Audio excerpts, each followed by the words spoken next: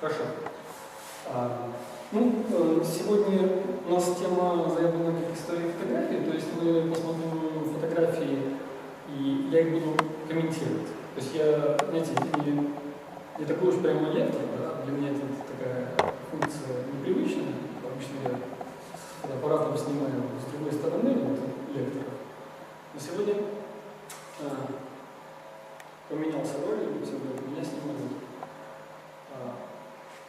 Мы посмотрим фотографии, я постараюсь комментировать, рассказывать, как снималось, как лучше в каких-то определенных ситуациях себя вести, да, постараюсь вас поставить на свое место, рассказать о том, как это делалось и как лучше вести себя в каких-то экстремальных, может быть, ситуациях. Посмотрим, я готовил небольшое портфолио, такие разрозненные фотографии, может, мы еще пройдемся по газете, по моей, да, то есть там тоже повыбирал, сделал выборки, там из того, что публиковалось. Тоже, может быть, будет интересно, потому что сегодня мы будем говорить про репортажную фотографию. И мы можем посмотреть портфолио других фотографов, правда, портфолио я составлял. Так как я без фотофотографии, то у меня все их портфолио, в общем-то, есть. И, может быть, где-то даже углубимся в историю, посмотрим, что делалось раньше, да, проследим какие тенденции, куда идет современная фотожурналистика. Сегодня я читал на Википедии, что такое фотожурналистика, знаете, так романтично там все описано, я даже улыбнулся, потому что, на самом деле, конечно, это все не так красиво, как там сказано. Для меня лично, я не буду там по написанному, да, я буду говорить о том, что я думаю, для меня лично репортажная фотография выражается в следующих таких правилах. Это люди. Что это значит? Это значит, что в кадре обязательно должны быть люди. То есть, просто обязательно, как правило. Но есть, конечно, исключения. То есть, как в любом правиле, бывают исключения. Например, я, к сожалению, не приготовил эту серию, не смогу вам показать. Например, один очень хороший автор подавал на конкурс в этом году работу, серию работ, в котором не было ни одного человека. Тем не менее, эта серия подавалась в рубрику «Люди в новостях», и она была прекрасна. Но это скорее исключение. То есть, как правило, в репортажных фотографиях всегда должны присутствовать люди в кадре. Следующий пункт, что такое репортажная фотография, это динамика. Никого не интересует смотреть на снимок, который статичен. Если вы занимаетесь фотографией, вы понимаете, о чем я говорю, да? То есть, если там объект в центре кадра, медленно движется, все это так вяло, просто у читателя газеты или журнала, или, как это сейчас на сайте, не возникнет интереса прочитать эту статью, которая размещена по данному снимку. То есть снимок должен быть динамичным, чтобы привлекать внимание. И третье – это события. События. Потому что мы все-таки говорим о репортажной фотографии, как правило, репортажная фотография связана со съемкой событий, как мероприятий. Это как я сформулировал, это правда. Еще нужно говориться вот о чем. Репортажная фотография – это такое общее понятие. Знаете, есть портретная, пейзажная, свадебная, есть репортажная, но сама репортажная фотография, как понятие, достаточно объемная, потому что она включает в себя несколько подразделов. И я и другие фотографы, специалисты условно разделили, хотя это не вычурно написано, так как происходит в истории, как получается из-за того, что мы снимаем. Есть определенный поджанр, да, репортажной фотографии. Это новостная фотография, это, как правило, газетная, на сайтах тоже. Да. То есть что-то там случилось,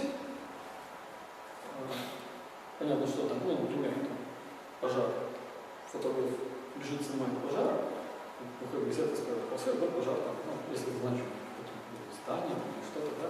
Понятно, чисто это новостная фотография.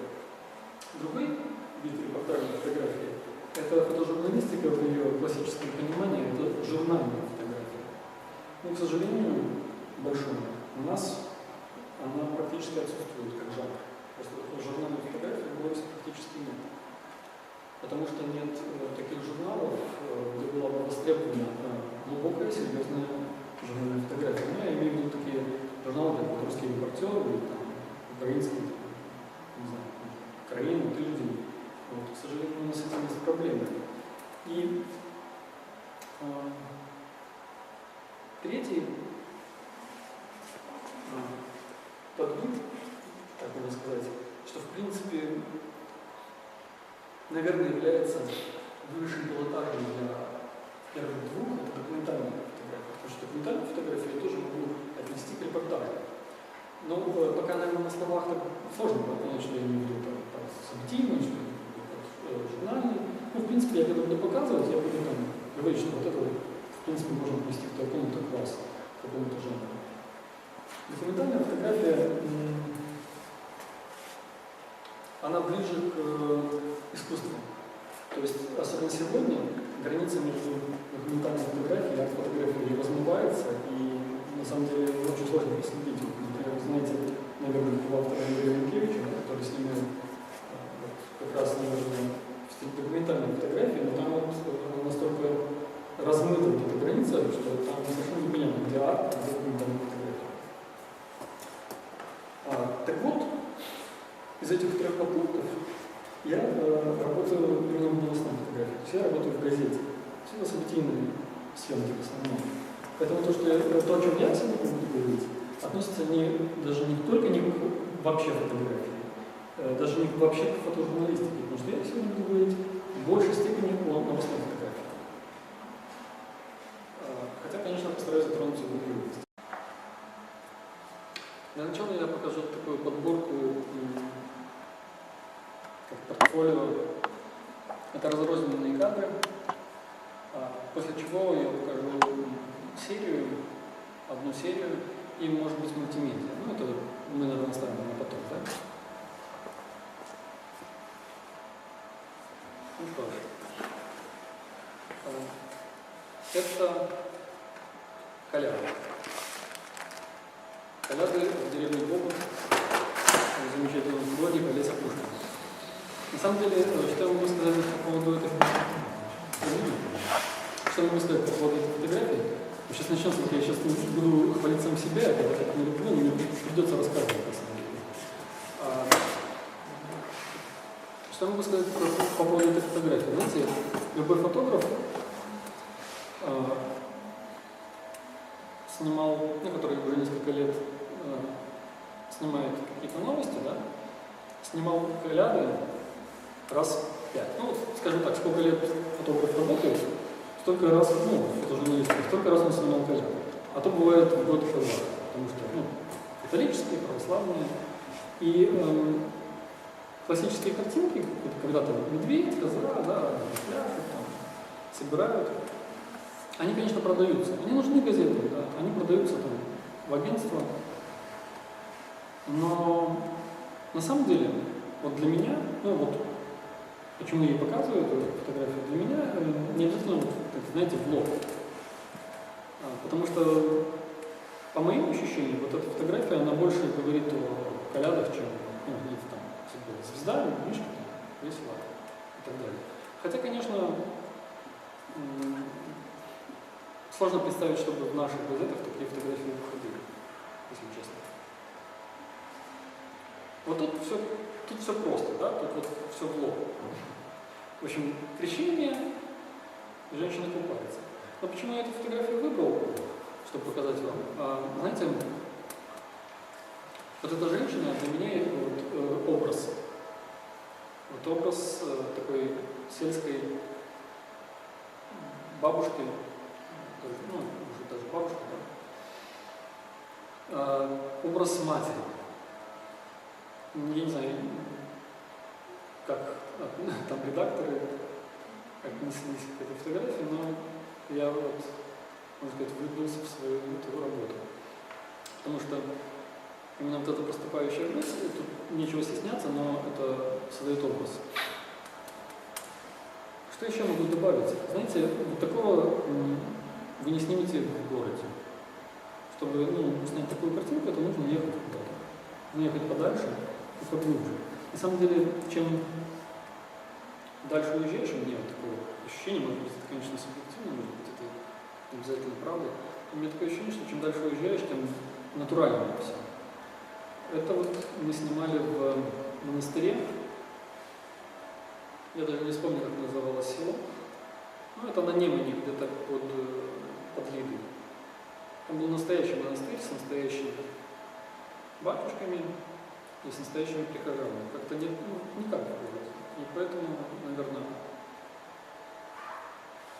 наверное, получилось как-то, на мой взгляд, по-настоящему. Тут тоже все просто, знаете, вот, практически случайность. Вот, мы с друзьями, так как машины есть не у всех, мы просто берем и едем в планету. Да? Не для кого-то конкретно снимать, просто выезжаем снимать. И вот ехали утром, ну, понятно, выезжаем ночью, чтобы попасть куда-то на рассвет. И вот ехали ночью, точнее, уже на рассвете, да, видим, что вот идет грибник. Ну, остановились. На самом деле, вот, что тут можно сказать? Это фотография о том, что нужно иметь с собой фотоаппарат всегда. Я поехал, на самом деле, с друзьями отдыхать. Но там было так все хорошо организовано, что я оценился, и вот, в общем-то, целую серию фотографий того купалья продал в Associated Press. И они были очень довольны, и мне было очень приятно. Вот. Ну, то есть картинка такая достаточно типичная, но в то же время чем-то она мне нравится. Наверное, вот этими бегающими фигурами они динамичны. Они тут придают динамику. И даже, знаете, их можно было бы сделать гораздо меньше. То есть можно было бы еще более общий план, они бы все равно читались, и все равно бы создавали динамику в кадре. Потому что они выделяются информацией.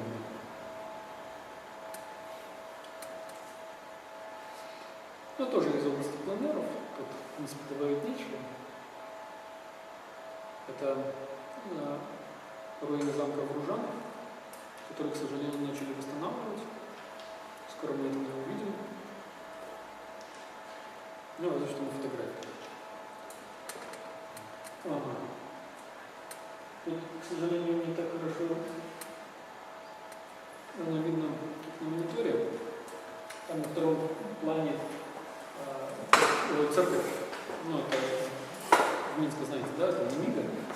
Вот тут хотел рассказать, знаете, это такая вот удача. Дальше не видно все. Это такая вот удача, когда произошло такое совпадение. Вот эта фотография у меня вызывает ассоциации, с годами, может быть, 50-ми фотографиями. На самом деле, тогда мы работали с нами юности с друзьями, и у нас было очень плохое финансовое положение в газете. Работали мы на просроченной какой-то пленке, кинопленке. А2ша или что-то такое. И так как она была просрочена, мы пытались как-то составляли проявители, там ручками добавляли там больше того или больше всего химиката, чтобы оживить эту пленку, чтобы на нее еще нужно было работать. Но тем не менее, она была вот такая вот зернистая, то есть, в общем-то, ужасная, на самом деле, пленка, и для чего-то нормального снимать не было невозможно. Но для газеты кое-как хватало качества. И мы пошли просто сфотографировать по городу, вот очистили Свислочь в центре Минска прямо. И вот в данном случае очень хорошо наложилось именно то, что вот такая старая просроченная пленка, потому что очень крупное зерно, и вот это вот осень, вот это вот все, это просто совпадение. Вот иногда бывает такое. А это уже стилизация, скорее. Это современная фотография, где-то сделал ее, наверное, года 2 назад. В общем-то, это так как я еще не работаю сериями, только учусь работать. То, о чем я говорил, да, я новостной фотограф. Я учусь работать сейчас в журнальном стиле, работать сериями, проектами. Но так как я еще этого так не умею, поэтому я вот стараюсь выразить в одном снимке. Вот, в общем-то, этот снимок — это мое отношение к городу Минску.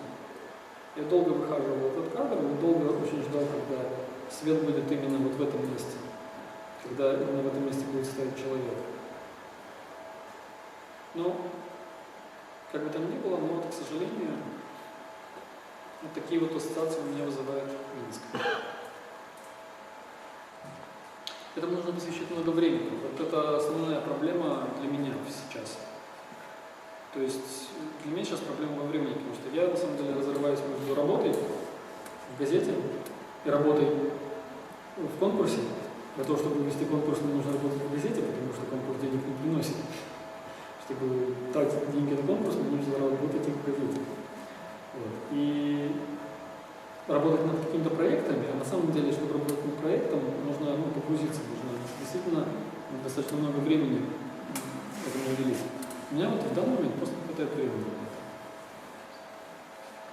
Еще немаловажно, конечно, выбрать тему, которая тебе будет интересна, которая будет снимать интересно, ради которой захочется потратить много времени, чтобы этот проект осуществить, потому что это очень много.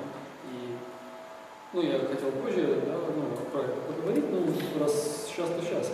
Знаете, на самом деле, сегодня в Беларуси не востребовано это. Когда приезжал в прошлом году Максимишин с мастер-классом,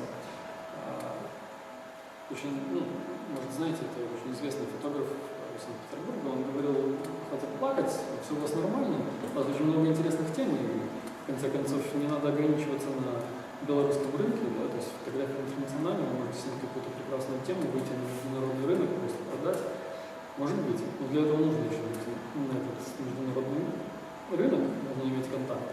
То есть он, конечно, прав в этом смысле.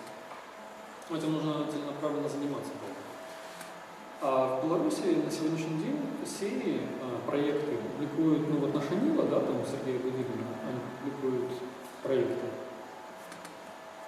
И, наверное, еще вот пару сайтов, которые дают, на самом деле не проекты, они публикуют больше репортажи, там, развернуты, то есть, не одна фотография, как в газете, а репортаж, там, 5 фотографий, с одного мероприятия, но это не фотопроект. Я сейчас говорю именно о истории, автопроекте. И, соответственно, деньги, то есть, понимаете, да, для того, чтобы чем-то заниматься, нужно, питаться, да, сначала, как говорится, карте, а потом песок. То есть сначала нужно иметь хлеб, а потом идти и что-то делать. Так вот, деньги за это, к сожалению, в Беларуси никто не готов платить.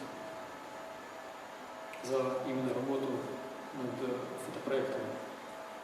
Потому что по-серьезному фотопроект может делаться полгода, на этом, на поездки и на какие-то другие вещи затрачиваются достаточно большие средства, но и на выходе это кладется чаще всего в стол. Работается на имя, то есть вот я такой молодец, я это снял. Я вот это все покажу чуть позже, там одна серия, которую я сделал как раз на мастер-классе, когда был Максимишин. Я погладил себя по голове, вот она у меня и лежит. Для таких случаев, чтобы показать, может, поехали дальше. Это просто красивая картинка. Я вот добавил сюда старые фотографии, еще с тех времен, когда мы работали на фотопленке. Это на самом деле тоже на фотопленке снято. Это было очень давно. Это вот скорее такая моя слабость, потому что это еще начало моей карьеры. Вот это мне фотография очень нравится, знаете, тут нужен комментарий. Кстати, вот знаете, очень часто фотографии, особенно фотопроекты без комментариев практически вообще никак не могут существовать. И даже внешние фотографии тоже. На самом деле это не плохо, это нормально, когда нужно пояснить, что здесь происходит. Особенно, если это серия. Это выставка работ душевнобольных, проще говоря, давно. Это было мероприятие, такая открытая выставка для СМИ, там была целая акция. И я там заметил просто этого парня, который лежал, и он был совершенно в другом мире. Мероприятие было отдельно от него, он отдельно. И наверное, полюбилась мне эта фотография из-за взгляда. Он цепляет. очень непростой.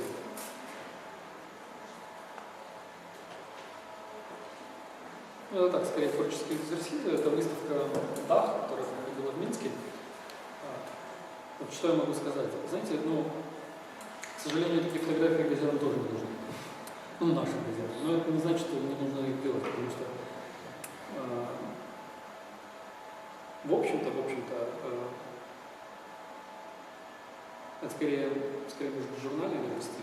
В общем-то, делать что-то большее, чем от тебя требует твой редактор, да, это хорошо. Иначе, если ты будешь делать только то, что нужно, перестанешь расти.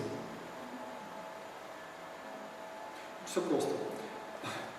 День памяти Цоя, как-то весело, молодежь, тут, в общем-то, комментировать нечего. Единственное, могу сказать, что, наверное, если вы не выглядите такой съемкой, как они, то лучше чуть-чуть издалека снимать. Это тоже более современное, не так давно это я снимал. Тоже нуждается в комментарии. Знаете, это выставка «Охота и рыбалка». И, насколько я помню, вот это стенд Министерства природы. И именно вот этот факт меня, конечно, впечатлил. Потому что, мне кажется, знаете, такие вещи нужно просто как-то подмечать. Немножко освобождать голову от того, что окей, там есть задание, нужно снять то-то. То есть, мне, например, просто даже не как фотограф, мне, например, как человеку непонятно, почему Министерство природы делает такой стенд, и чего они здесь показывают. То есть, в общем-то, это такой для меня черный юмор, который я старался передать. Так, это было, по-моему, гей-парад несостоявшийся. Или что-то типа того. Я уже даже не помню, профессиональная болезнь фотокора, очень плохая память. В общем-то, недалеко они прошли.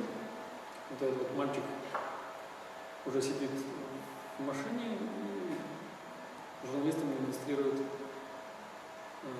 флаг. В отражении видны все журналисты.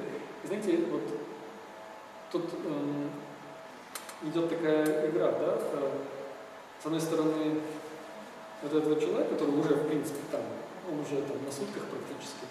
И с другой стороны, общественное мнение, да? Это вот я специально выбрал этот снимок с отражением, потому что он, на мой взгляд, имеет больше смысла, чем просто если бы, знаете, одеть фильтр там поляризационный, не было бы отражения. Это кажется интересным. Знаете, я говорю сейчас просто про свое мнение. Не значит, что это аксиома абсолютно. Мне нравятся в Минске такие уголки. Их на самом деле немало. Надо просто знать, где они. Это аллея пионеров и героев. Это, знаете, достаточно странно и интересно, что вот это все у нас осталось на самом деле. Если ходишь по центру города, даже можно не подозревать, что такие вещи есть в Минске. Но на самом деле на тракторном заводе и в других местах таких памятников достаточно много. И у меня была даже одна идея сделать из этого какой-то фотопроект. Это так, это просто одиночная жанровая фотография. Тут все просто, это... Нет, «Парень не негр», это плохая цветопередача. Это редактор газеты «Знаменитости», например, был бы счастлив. Это было бы первая полоса.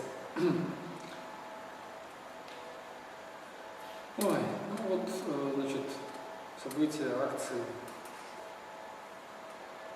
Что тут можно сказать? Снимая такие вещи, нужно быть очень осторожным. Если вы вдруг решите, я, конечно, не советую, да?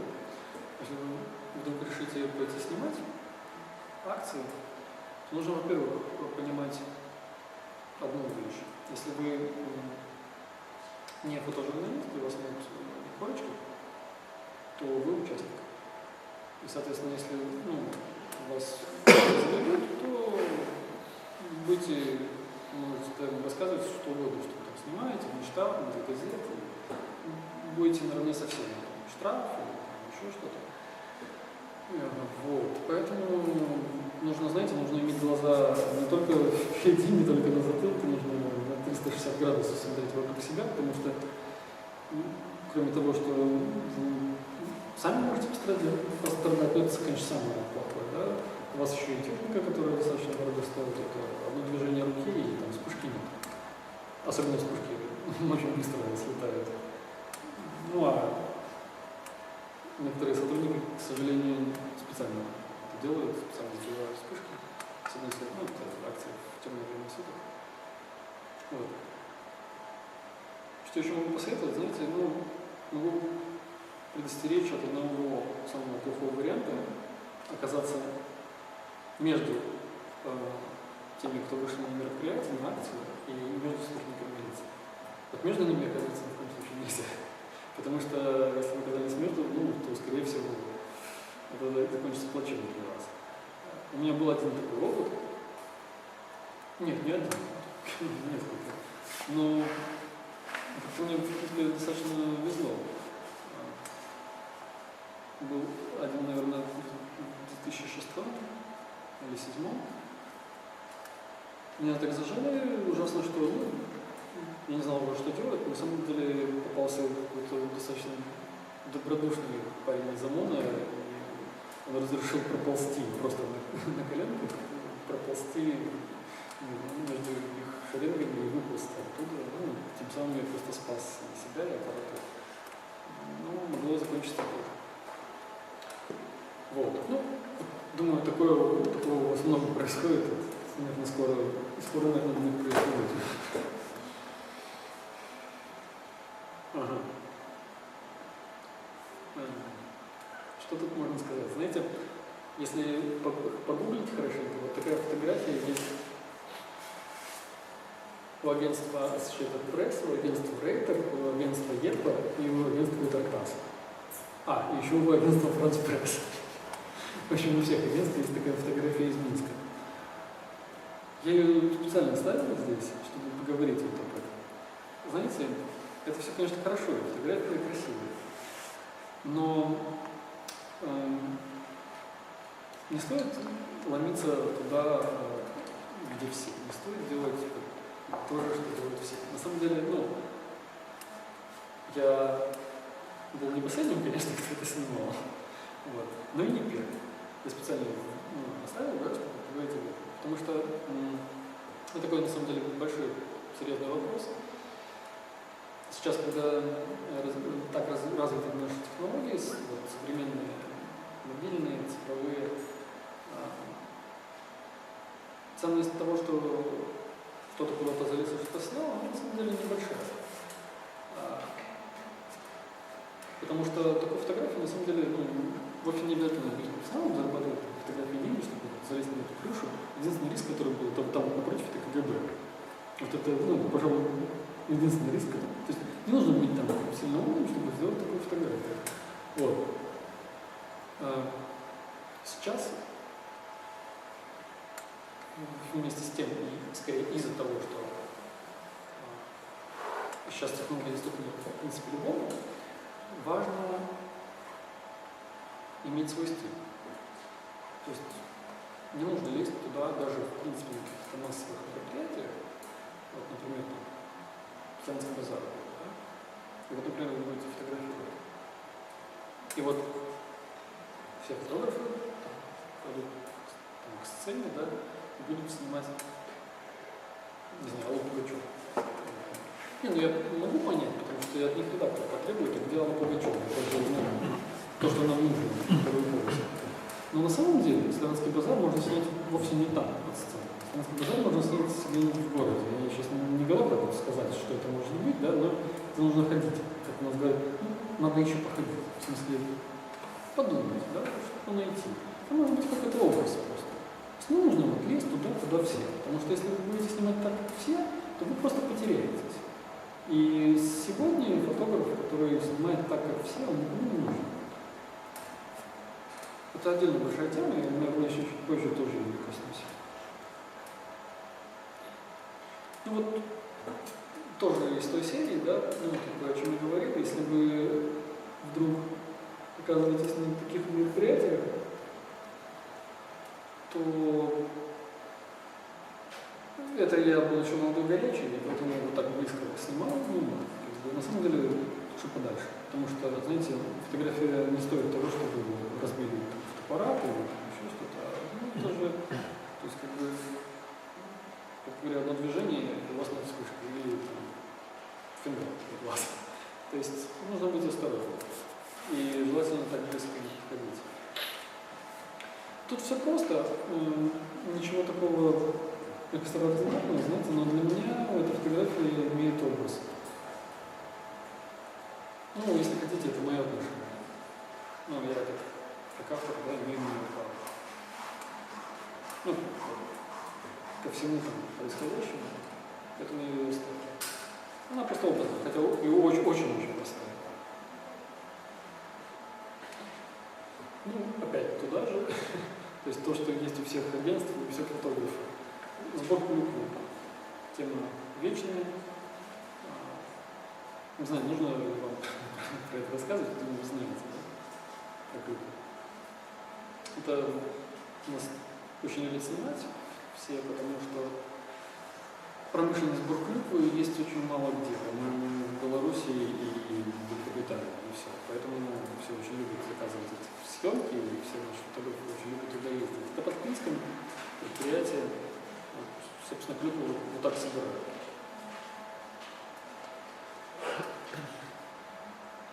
Ну, это когда я еще имел доступ во всякие такие инстанции, это я не произвел, я снимал в тюрьме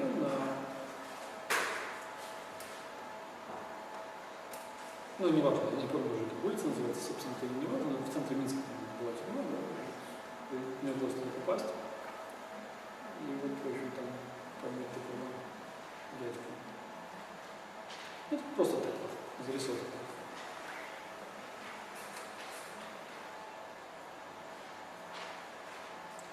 Ну, тоже просто зарисовка, знаете, очень простая фотография, и тоже тут просто хотел сказать, что фотоаппарат с собой всегда, конечно, помогает. Вот это я снимал на каком отдаленном перевале в Грузии, где, ну, Грузия вообще православные, ну, христиане, а вот там живут грузины, но они мусульмане.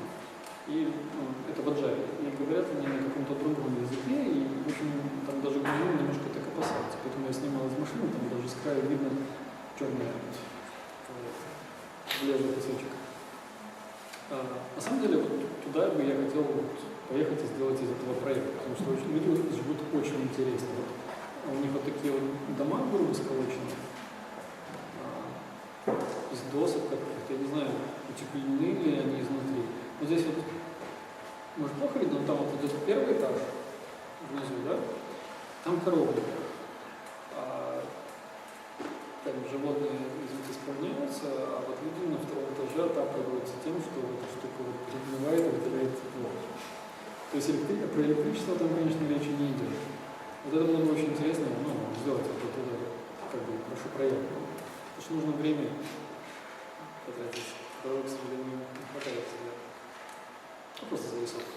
Просто, знаете, все грешные тоже иногда снимаю свадьбы. Это свадьба. Ну, вот девочка мне очень понравилась.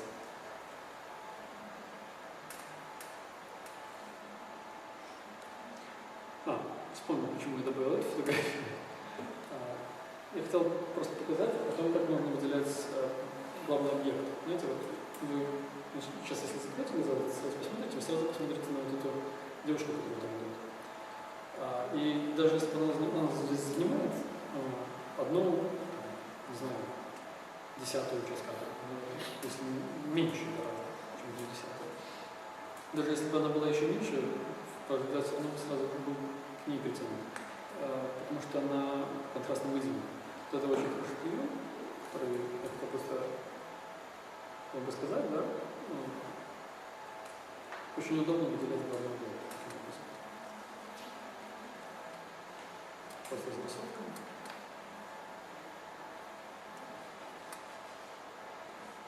Ну это вот уже из более современного, так вот у нас проходят праздники. По-моему, маевка на 1 мая. И вот, знаете, именно движение или характер, вот дядька в костюме, скорее всего, какой-нибудь руководитель какого-нибудь предприятия, ну или подразделения, которое вывело своих работников, это маевка. Ну и тот, наверное, там секретарь, да, но вот это вот, эти вот советские, ну я не знаю, кто они, я не знаю, кем они друг другу приходятся. Но вот эти вот... Охранник из библиотеки. Может быть, охранник, но вот эти вот советские традиции, они, ну как вот маевка, знаете, они так умиляют, и, ну, я думаю, их надо снимать, потому что они будут не вечны, ну, надеюсь. Мы можем просто их не застать, если не будем их снимать. Это, по-моему, прекрасно.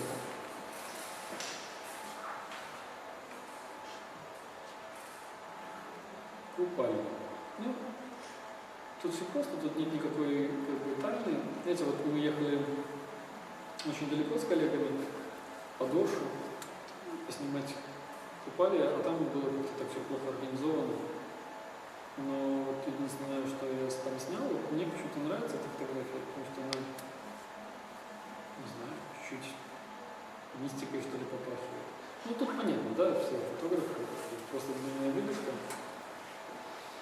Вот, и получается вот такая штука.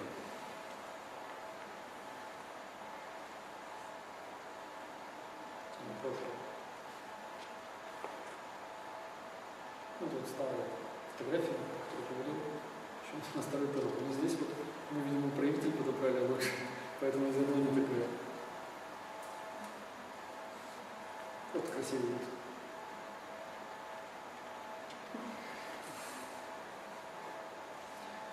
Ну, вот такой вот юмор.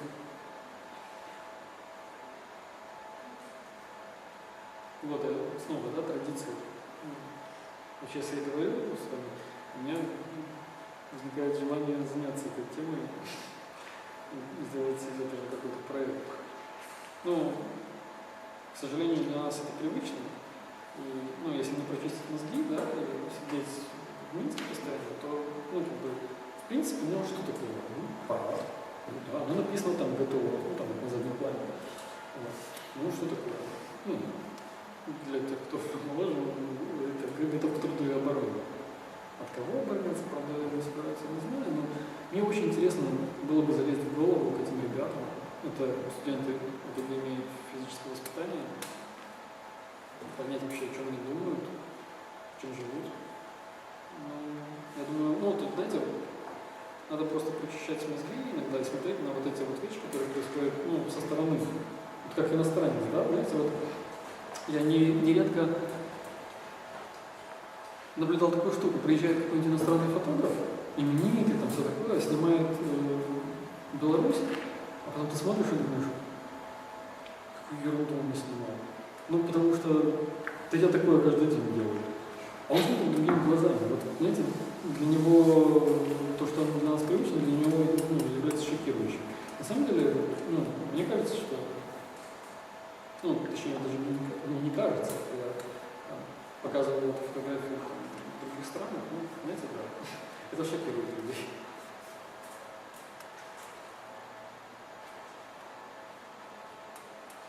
Ну, все просто.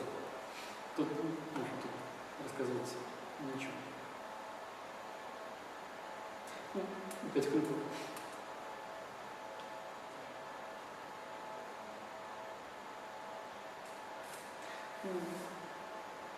Похоже, да. Закончилось, подошло по второму кругу. Может быть, какие-то вопросы потому что мы посмотрели, потому что я говорил. Не стесняйтесь, пожалуйста, спрашивайте, если есть